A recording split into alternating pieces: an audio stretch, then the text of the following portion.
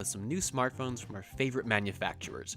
For a good number of users, Samsung tops that list, and while we'll have to wait until a little later in the year before it's time for the next Galaxy S flagship, we're starting things off with a trio of affordable new mid-range A-series handsets, the Galaxy A3, A5, and A7. This week at CES 2017, we got the opportunity to go hands-on with the more petite two of those phones, the 2017 Galaxy A3 and A5. Not everyone needs every smartphone feature under the sun, to say nothing of price tags that can stretch north of $600 or $700, and for them, Samsung's put together its Galaxy A series. This year's refresh brings a respectable assortment of new features to these phones, and while they won't do everything your Galaxy S7 does, the latest upgrades bring the A series closer to that level than ever before.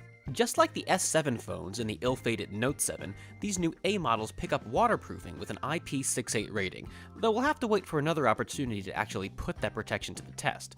What we could take for a spin were the new cameras, as the A5 scores dual 16-megapixel sensors, front and back, while the A3 returns with a 13-megapixel main camera, but sees its selfie cam evolve to an 8-megapixel component. The camera software aims to keep things simple, with a basic assortment of controls, but you'll still find a few nice extras here, like a floating shutter button for selfies that lets you capture pics even while holding phones at the occasionally awkward angle. These mid-rangers also join their flagship relatives in the Samsung Pay Club with support for magstripe emulation tech, letting you pay for purchases even at retailers lacking NFC systems, though that functionality will ultimately be market dependent. Both phones share a no-nonsense, straightforward look with design elements that'll be familiar to Samsung fans. A metal frame pokes through around the edges of these handsets, but the back panels are curved-edged glass. You'll have your pick of 4 colors with either: black, gold, pale blue, and peach, but no matter which you choose, be warned, these things are serious fingerprint magnets. Bizarrely, Samsung has decided to put the speaker not on the bottom edge of these phones, nor even the back panel. Instead, you'll find the speaker grill on the handset's side. Samsung says this placement is designed to keep the speaker free and unobstructed no matter whether you're holding the phone upright while on a speakerphone call or in landscape mode playing a game or watching a video. Still, it's quite odd, and we look forward to trying that out in a variety of situations and seeing how well it actually works. The Galaxy A3 is one of those increasingly rare sub-5-inch smartphones, with a 4.7-inch 720 by 1280 Super AMOLED display. It runs a 1.6 GHz octa-core processor, has 2 GB of RAM, 16 GB of storage, and accepts microSD expansion.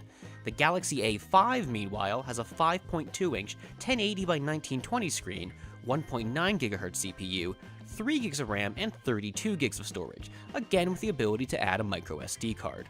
Both phones feature USB Type-C connectivity, have always-on displays, and fingerprint scanners, but while the A3 has a smaller 2350 mAh battery, the A5 upgrades to a larger 3000 mAh component and adds support for fast charging.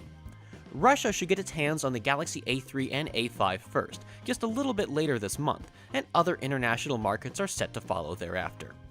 This has been Stephen Shank with Phone Arena. Thanks for watching, and keep following our CES 2017 coverage for all the rest of the Expo's